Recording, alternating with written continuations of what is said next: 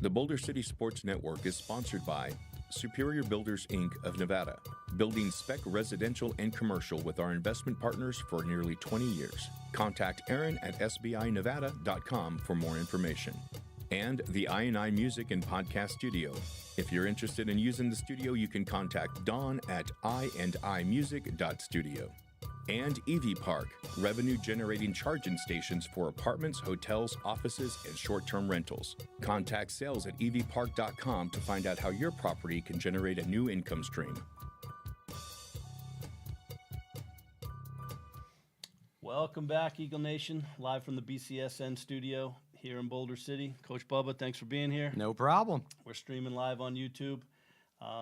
We are getting into the last week's game with against Democracy Prep. We'll be looking ahead at this week's homecoming game against Moapa, and fun little segment at the end for Coach Bubba. Throw some curveballs at him. All right, Coach, how you feeling? Good. Very good. About halfway through the season right now? Yeah. Midpoint? Mm-hmm. Yep. Yeah, no, it was, we're in it now. You know what I mean? Like we talked about all like the preseason stuff and, finishing strong there, and then last week being the first league game, like now it's the official season, you know, and I think the kids kind of see it, especially with it being Moapa week, that like everything is ramped up intensity wise in terms of practice and everything that's being asked of them now. For sure. Moapa week, big week. But let's go back to Democracy Prep. So going into that game, we kind of felt it was an even battle. Final score was 30-14. Don't think that tells the whole story. But what'd you see when you look back at that game? No, it's going into Democracy, and it's the same thing that's happened every time we've played them. We've played them 3 times now. Yeah, 3 times, and they're hard to get a read on when you watch their film. They kind of do different stuff every single week. It's happened to us before with them too, where you see one defense on film over and over and over again. So that's what we prepare for. Then they come out in a completely different defense. It benefited us this year because they ran the defense that we've seen multiple times. So it was an easy adjustment, but you just don't know what you're getting with it. I don't know what it is. Like I will admit I am bad at getting a read on them every time we've played them, hard to scout. Yeah. And we were, what was it, 8-8 at halftime? Yeah. And we didn't play bad in the first half. We were just off. You Right. know what I mean? Like we had a lot of incomplete passes, but it was like the balls weren't perfect. They were there. Usually we can come down with those, but we weren't. Then in terms of the run game, holes were there, but they were closing fast, and like we were doing stuff, but we weren't. You know what I mean? And then we threw an interception, and it was a rough first half, but at the same time, when we were doing that, we kind of made sure to call a bunch of different stuff. The kids are giving us good feedback when they come off the field. So at halftime, we really were able to make an adjustment. Like, all right, this is what we're doing in the second half. And we just started to roll. You know what I mean? Which is, it's good. And like, we're a good second half team. We need to be a little bit better in the first half, especially this week. But being able to like make those adjustments, the coaches are doing a great job kind of making adjustments at halftime. And then, we're coming out and we're better in the second half than we are in the first. Yeah. Yeah, I was sitting next to Coach Crack during the game, and we kind of got to halftime and said, okay, we'll take that. We'll take 8-8 at halftime. Right. We're in this game. That's where we want to be. And that's kind of a thing that we keep saying with the kids. Like, if we can just, the way we're playing on both sides of the ball, if it's a 1-score game at any point, like, we're in it. We can come back. We can do that. We can get the stops. We can go down and get a score. You know what I mean? So that's kind of what we keep telling them. Just, we've got to be in games. Like, if we could be tied or up at halftime, I think we've got it, What were the adjustments at halftime? Well, in terms of the offense, and I can speak more on that because that's where I was at halftime. It was, one thing was we had a couple injuries early on that like we were kind of frantic trying to fill spots because guys got hurt, that then now we're down to 1 running back. Our tight end got hurt, so now we couldn't run all of our stuff with the tight ends. And then, at halftime we kind of moved Cam to the tight end spot. We were comfortable with Cohen, but like it's a little limited on what, he's a good running back, but like he's not our outside guy. So we had to take that kind of off the table, and just seeing what they were giving us and like just kind of had a plan like, hey, this is what we're doing. We've got to make this work. And then the kids bought in. You brought Cam Matthews to tight end? Yeah, he played a little bit of tight end. We only ran it a couple times. Okay. I think maybe 4 or 5 plays in the second half. He was in there, and like when we have our bunch stuff, he was in on that. So yeah, he did a good job. And he's that guy that like whenever we need something on offense, we're like, who can we do? And whether it's me or Coach Dunnigan or Bradshaw or even Parker or Benjamin, it's like, what about Cam? Cam can do this. Cam can do it. Like, you know what I mean? Yeah. Like, he's kind of like our de facto backup at every single position, because we know he's going to go out and bust his butt and do whatever's asked of him, you know? I thought special teams played well in the Yes. first half, too. I mean, the punts were good. Yeah. Pinned them way down. Ball kept rolling after it hit. Armstrong's kind of working right now on getting all of Cartier's, like, punting stats.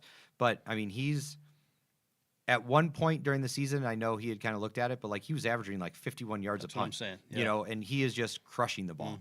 And our cover team is doing really well. The one guy that we kind of pointed out after the game, and it's a total, like, unsung position, but James Peel is our long snapper on punts. And the thing about being a long snapper on punts, you're also a bullet because nobody's allowed to really touch you. It's like a free release. And he's been getting down there and disrupting the return man that, like, he's got to do something. He's got James in his face right now. And this week, James made a couple tackles there. In weeks past, he's been in his way to kind of slow him down so everybody else can get there. And it's huge. It's awesome knowing that our special teams is going to be a positive for us. And it has been all year. I'm going to knock on wood. But, we haven't always had that.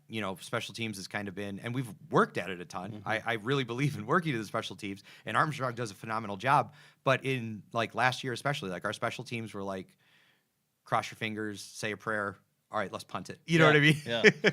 So in the second half, was there a turning point to where you kind of felt like you might have had control of this game? I think with the plan, and we talked to the kids at halftime that, like, we needed to go get a stop because they got the ball. We're going to get a stop. We're going to go down and score. And kind of as everything that we talked about at halftime kind of came to fruition as soon as the game, kind of commenced. And going down and scoring, I felt, all right, we're fine. You know what I mean? Once we got a lead, and with a lot of teams that we play, especially like Democracy Prep, like, if you get up on them, they panic a little bit. You know what I mean? They're very good when they've got the lead or it's a tie game. They are very good. It's very competitive. Like, that's when they are the most dangerous. But when you get up by a score, there's a lot of times, and not just them in particular, but a lot of teams that just start to, like, press and try and do a little bit extra. You know what I mean? Like, going for the 14-point play instead of, just kind of moving the ball. Yeah. And that's the difference with our kids this year is they understand, like, hey, we've got to score. It starts by getting a first down. All right, now we've got to get now we've got to convert on third. We've got to convert on fourth. And, like, that mindset is huge for us. How much do you work on red zone offense? Not a lot. Okay. We it's something that we really started doing, honestly, about, like, 2 weeks ago because Dunnigan got on my butt because we don't do it a ton. We've got plays that we work down there. We've got plays that we know we're going to run down there. But we always, like, run them kind of in the middle of the field. I'm like, oh, this is our goal line stuff, But, like, he was like, we need to do it down by the end zone, and it's paid off. Like, we look much better doing stuff now because we've worked it. Because the spacing's different and the timing's different because everything's closer. The windows for throwing the ball are much smaller. But having worked it a little bit, I feel more confident with what we're doing. What stood out on the defensive side of the ball for this game? Last game, it's a team defense. I think the El Dorado, it was like our defensive line kind of carried it. Like, they were the studs that game. This game, it was everybody. It's guys are in the right hole. They scored 2 times, and it was one was we kind of lined up wrong, and we were outnumbered on one side, and that was a communication error with the kids. But they knew, yeah, we screwed that up. You know what I mean? And then the other one, we didn't tackle great on. It was kind of everybody thought the guy was down, and then the next guy hit him, and then we eased up, thought he was down. You know what I mean? But no, they're playing great, and it's kind of the bend and don't break, and we're getting the biggest thing with our defense is we're getting negative plays on the offense this year, and that's something that you need in order to be a good defense. You need to get to where the offense has to go second and more than 10. You know what I mean? And we're doing that, and we're getting big back-breaking blows on huge downs for us. Like, the kids are watching so much film that this week there was a bubble play that we had talked about, and the running back kind of swang out, and Cam went flying, and it was a 5-yard loss, and that hurts. Like, teams don't have plays for picking up 15 yards, so it's been great. Good to see. All right, let's turn the page to homecoming week. Ready for that? First of all, how's the week been around school and around practice? It's fun. I love homecoming week. Everybody thinks I'm insane for us having to play Moapa, but I think it's great. You know what I mean? You get that added pressure from everybody's like, oh, it's Moapa, but the vibe around the school is people are excited, you know, and you get those dress up days during the week, and those are fun. And it's just I love homecoming week as a whole. Like, it is just a fun week of school and practice and everything. Yeah, we have the parade Thursday night. We have a big assembly on Friday, dress up week, like you said, all week. It is a fun week. Talking about Moapa, they play a different brand of football. I was down at the JV game, and they ripped the helmet off our quarterback, gave him a concussion, 2 plays in a row, three calls of unsportsmanlike conduct. I mean, they just play a little bit different brand of football down there in Moapa. Now they're coming here. I mean, what do you see when you look at them? I challenged the kids this week. One of the things that I kind of saw coming out here is that, like, that first year, we were a good team. I was super confident in what we can do and all of that. And when we lined up ready to run out of the Eagle, and I kind of turned to look at everybody, there was just a look on their face of like, oh God, it's Moapa. And it's a mindset that there's like this weird block when it comes to them, especially in football. I don't know what it is, but they've gotten in the kids' heads in the past, and I challenged the kids this week that, like, we are turning the page. We are going a different route with what we're doing with the program, and that this week we are no longer going to take being bullied.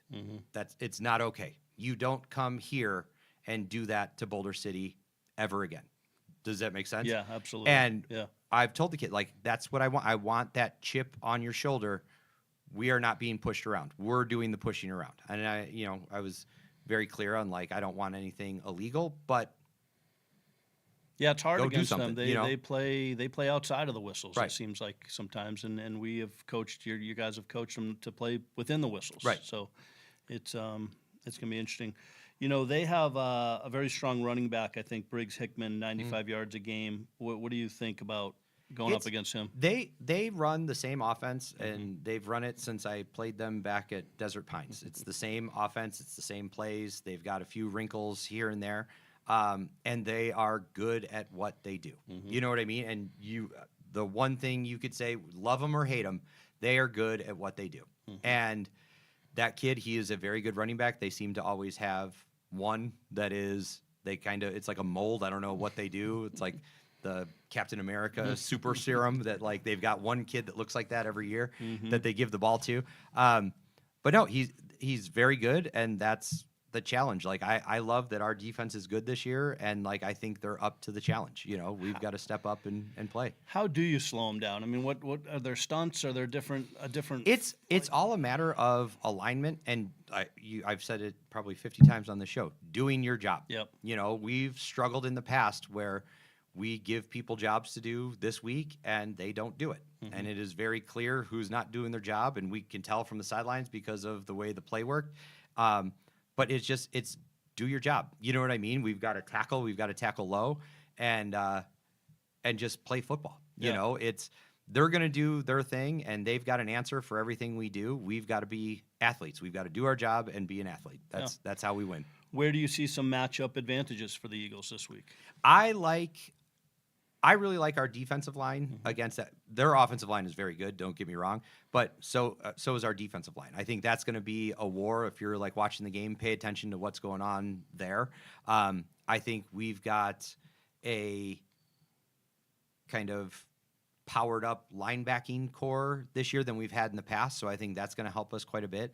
Our secondary is playing really well. They throw the ball pretty evenly, so in terms of run and pass. So it kind of bodes well for us to be able to do what we need to do, especially. And then I like what we do, what we do on offense, it works well for what they do on defense. You know what I mean? So it should be a good game. I'm not going to sit here and, like, guarantee victory, but I feel very confident about what we're doing going into the game, and I want it to be a good game. I want, when we play Moapa for homecoming, it to be a battle. You know what I mean? Yeah. Win or lose, I want it to be a good game. That's what people want to see. That's what I want to see. That's what the kids want. You know what I mean? Like, what I mean, what does it mean for extra motivation for it to be a homecoming week and to have the homecoming crowd out there and all the festivities going on around it? I mean, how does that help? I've been told by a lot of people that like homecoming's a huge distraction, but I love it. I love all the extra stuff that's going on. I love that there's going to be people in the crowd that,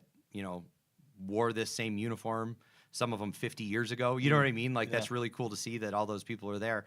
And it's really, the kids do understand what it means to play in front of our crowd on homecoming, because there's so many people there. And you see, when you turn around and look, and I've noticed the last 2 years, like, you see T-shirts that I've never seen in the building because they are that guy's T-shirt from 1985. You know what I mean? It's really cool. That is cool.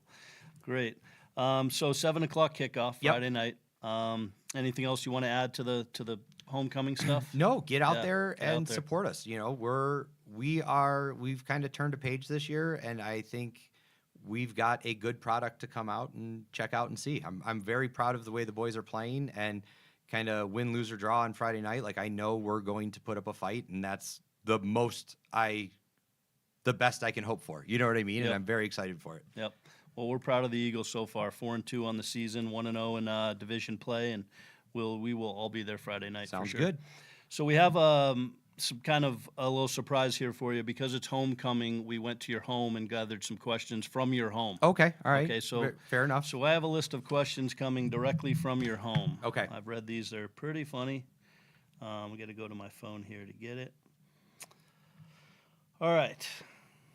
Who would you trust more to call the game for you if you couldn't? Your aunt, your cousin Brian, or your wife?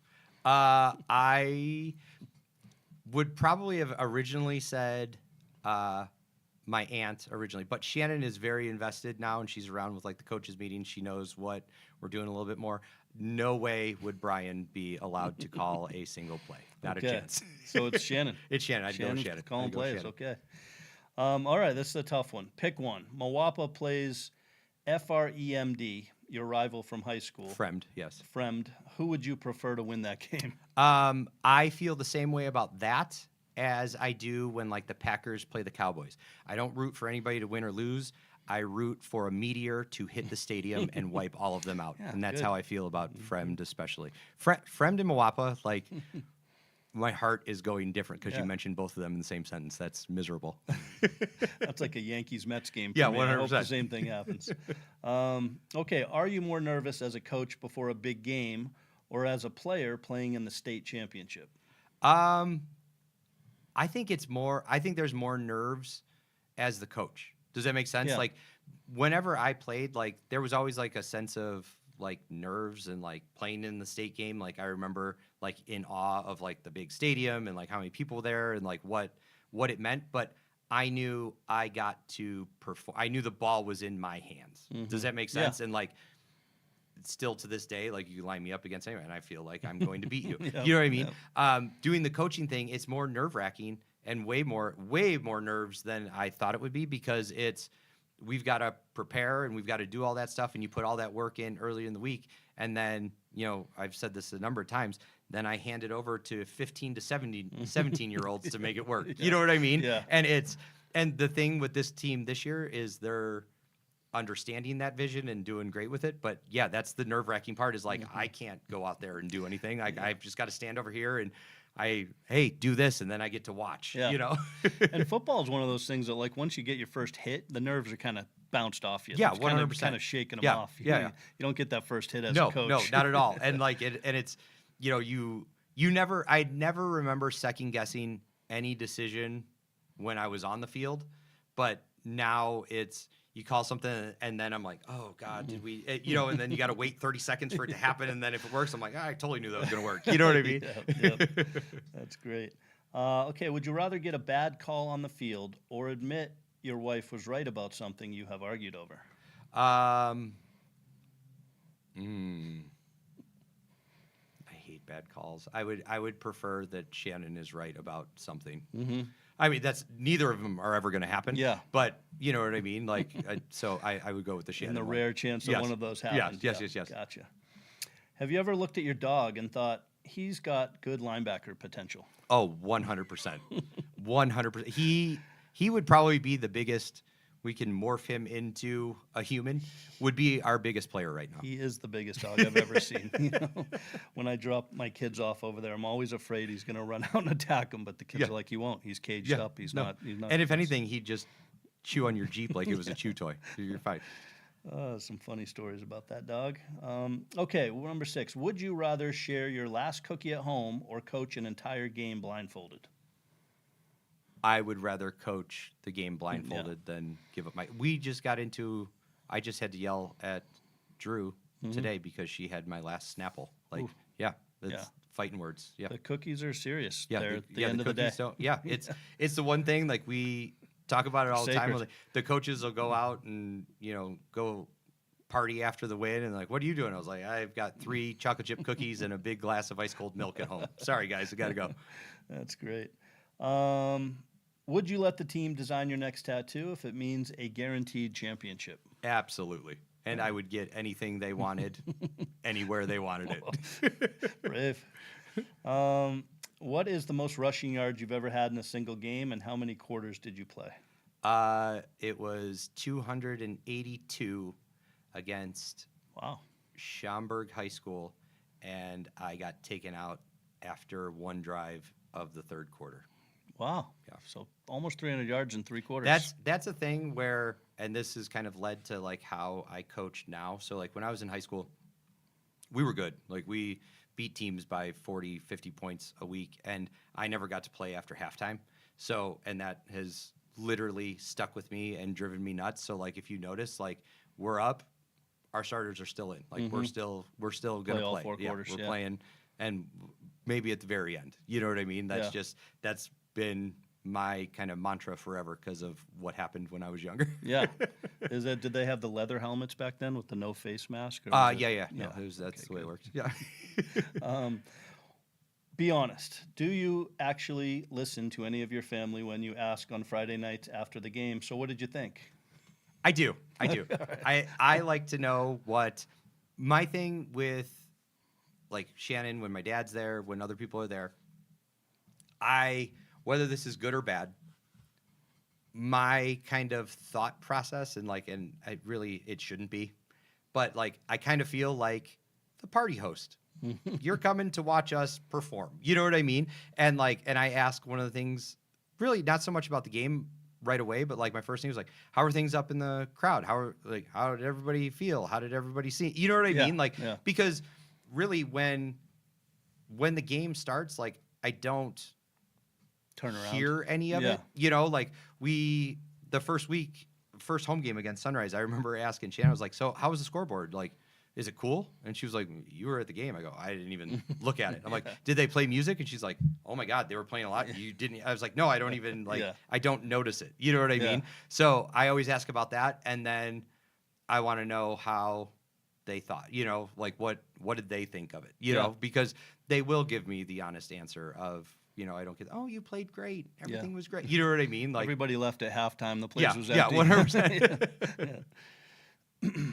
Okay, fill in the blank. We'll back you to stand against the best in the land, for we know you have blank. Sand. I think that's what it We'll is. back you to stand Wait, huh? against the best in the land, for we know you have blank. Sand. Sand? Like grit. Okay. All Yeah. right. Sure where that comes from, and I'm sure you guys will That talk is about that later. the Palatine High School fight song. Okay, Yeah. love it. Yeah. It was always a weird quote, and then there's a part where it used to say boys, and then they changed it to something else, but like I still say boys, and like everyone's like, oh, it's changed. Like, no, that's how it was when I was there. Okay, last question. Will you let Zay call some of the plays this weekend against Cedar? He already does call some of the plays. It's great when I get bullied by a 3rd grader into calling the plays he wants to call. And I think the only reason they run the stuff I call is because I'm in the huddle. Yeah. I think if I was on the sidelines, I don't think anything that I call, I think it would be the Zay show, and that's what we would run. Yeah, we're having some good weekends. We're winning up in Cedar. Yeah. We're winning up in St. George. We're winning. The Eagles are winning. The Bears are winning. Don't your Dames winning? Yeah, two perfect weekends in a row. Love You know, it. and the other thing too was like last weekend we talked about it was Drew's flag team won. Mm-hmm. Then we won Friday night. Then Zay's team won on Saturday, and like having like a full sweep with Dad here, that was pretty awesome. Just a culture it's- of winning over there in the it's- Mariani house. Everybody's winning, and it's good. It's good times. That's great. That's great. Want to close with anything? Anything to add for the No, weekend? just get out there. I hope everybody that comes out to the game enjoys it. I hope everybody going to homecoming has a good, fun, safe time. That's a big thing, and you know, excited to play Moapa. Yeah, we are too. We can't wait for Friday night, 7:00, homecoming. Pack the stands. Are we supposed to wear anything that night? Is there? I don't know. Blue out or something. I don't. I honestly don't know. I Okay. haven't. I've been so wrapped up trying to make sure I was doing the dress up days and stuff like that like I don't know. Okay. Well, either way, we'll be there. Boulder City Eagle Nation, tune in Friday night, 7:00. Be at the game. Be at the home game. Thank you for tuning in to this show. Thanks to BCSN and Don Rodriguez especially for giving us the studio and continuing to do this game for us. That's all we have this week. We'll see you next week.